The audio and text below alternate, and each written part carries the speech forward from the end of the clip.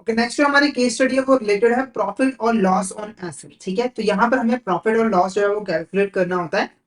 अब देखो एसेट्स के ऊपर प्रॉफिट और लॉस कैसे कैलकुलेट किया जाता है। तो नॉर्मली देखो, अगर आपको प्रॉफिट और लॉस कैलकुलेट करना होता है तो आपको एसेट की बुक वैल्यू कैलकुलेट करनी होती है कि यानी कि जब आपने एसेट को सेल किया था तो उस समय उसकी बुक वैल्यू कितनी थी। जैसे एग्जांपल के लिए एक मशीन थी, एक मशीन थी, ठीक है, उसको आपने 50,000 रुपए में यहाँ पर खरीदा था, तब उसकी बुक वैल्यू 50,000 रुपए थी, पर समय के साथ 30,000 रुपए यहाँ पर डेप्रिसिएशन जो है वो चार्ज कर दिया गया था।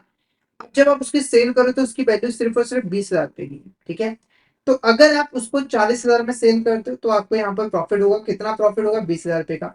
अगर उसको आप 10,000 रुपए में सेल करते हो तो आपको लॉस होगा, कितना लॉस होगा, 10,000 रुपए का। यही सेम चीज हमें क्वेश्चन के अंदर भी करनी है। ओके, तो क्वेश्चन देखो क्या है, machinery is purchase for 2 lakh with expected life of 5 years and the scrap value is 20,000 at the end of 4 years the machinery sold is 50,000, what is the profit or loss from sale of machinery. Okay, तो देखो यहाँ पर हमारे पास 2 lakh rupees given है, scrap value जो है वो 20,000 रुपए है।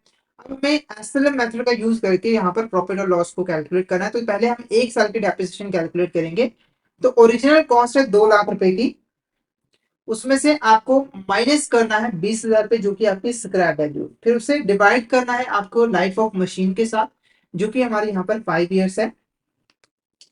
तो ये आ जाएगा आपका 2 लाख में से 20,000 रुपए माइनस कीजिए तो 1,80,000 रुपए आ जाएगा, यानी कि इसकी वैल्यू कितनी आ गई, 1,80,000 रुपए। तो 1,80,000 रुपए को आपको 5 के साथ जो है वो डिवाइड करना है। 1,80,000 डिवाइडेड बाय 5, तो ये आ जाएगा 36,000, यानी कि 1 साल का जो डेप्रिसिएशन आया वो 36,000 आया। अब आपको क्या करना है, 4 सालों का डेप्रिसिएशन जो है वो कैलकुलेट करना है, क्योंकि आपको 4 सालों के बाद जाना है कि आपकी एसेट की बुक वैल्यू यहाँ पर कितनी है। तो 36,000 इंटू 4 years, ठीक है, तो ये आ जाएगा आपका 1,44,000। ये आ जाएगा आपका 1,44,000, यानी कि जो टोटल डेप्रिसिएशन है वो 1,44,000 की है। अब आपको क्या करना है, आपको बुक वैल्यू कैलकुलेट करनी है। एसेट की बुक वैल्यू कितनी थी जब आपने उसकी सेल जो है वो की थी। तो देखो एसेट की जो बुक ओरिजिनल कॉस्ट थी वो 2 लाख रुपए की थी, ठीक है, उसमें से 1,44,000 जो है आपने डेप्रिसिएशन चार्ज जो है वो कर दिया है। अब जो बाकी की जो अमाउंट बची है वो बची है आपकी 2 लाख में से आपको 1,44,000 को माइनस करना है, तो ये बच गई 56,000। ये बच गई आपकी 56,000, यानी कि आपकी जो बुक वैल्यू थी वो 56,000 की थी और आपने सेल की है 50,000 रुपए की। तो आपका यहाँ पर लॉस आया, और कितना लॉस आया है, 6,000 रुपए का लॉस है। कितना लॉस हुआ है, 6,000 रुपए का लॉस जो है वो हुआ है। ओके, नेक्स्ट क्वेश्चन देखो, ये company purchase a machine worth 4 lakh dated 1/4/2019, depreciation fixed at 20% per annum. The company changed the method of depreciation to the WDV dated 1/4/2020, sold to machinery 2 lakh dated 36 30 June 2020. What will the amount of profit or loss? तो हमें यहाँ पर जो profit or loss है उसे जो है वो कैलकुलेट करना है। तो देखो मशीन जो कंपनी है उसने ना अपना जो डेप्रिसिएशन का जो मेथड है उसे चेंज कर दिया था। तो मशीनरी को परचेज किया गया था 1 अप्रैल 2019 को, और जो डेप्रिसिएशन का रेट है वो 20% है। तो हमें क्या करना है, सबसे पहले यहाँ पर जो हमारी डेप्रिशिएबल वैल्यू है यानी कि जो ओरिजिनल कॉस्ट है उसमें से स्क्रैप वैल्यू को माइनस करना है।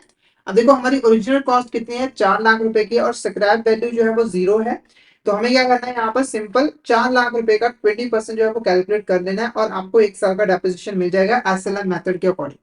तो ये आपका कितना आ जाएगा, यहाँ पर टोटल 40,000 रुपीज 80,000 रुपीज जो है वो आ जाएगा। 80,000 रुपीज जो है वो आ जाएगा 4 लाख रुपए का। उसके बाद नेक्स्ट देखो क्या है, कंपनी ने जो डेप्रिसिएशन मेथड है वो 1 अप्रैल 2020 को जो है वहां पे चेंज कर दिया था और मशीनरी को 2 लाख रुपए में सोल्ड किया था 30 जून 2020 को।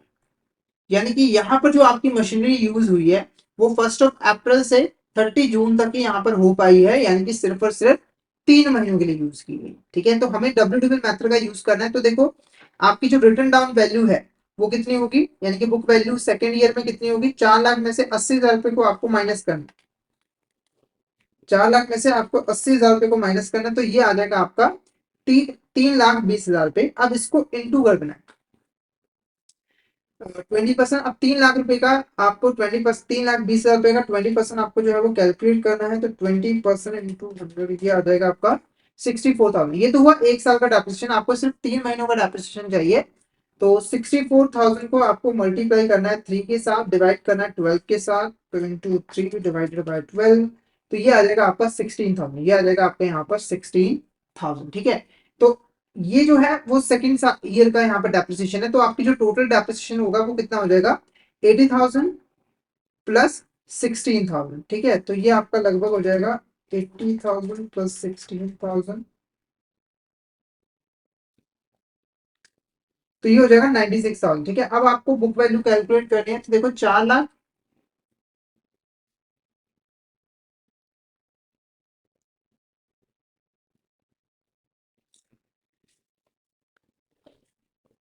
तो यहाँ पर हमारी जो बुक वैल्यू है वो कितनी है यहाँ पर, 4 लाख। इसमें से टोटल डेप्रिसिएशन को आपको जो है वो माइनस करना है, तो ये कितनी आ जाएगी यहाँ पर, 96,000 आपको जो है वो माइनस कर देना है।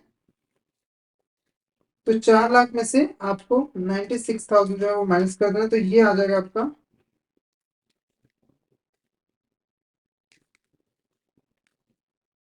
3,04,000 रुपये, यानी कि आपकी जो बुक वैल्यू थी वो 3,04,000 रुपये की थी, और आपने सोल्ड कितने की है, सिर्फ 2 लाख रुपए में, यानी कि आपको 1,04,000 रुपये का लॉस हो गया, 1,04,000 रुपये का जो है लॉस हो गया है।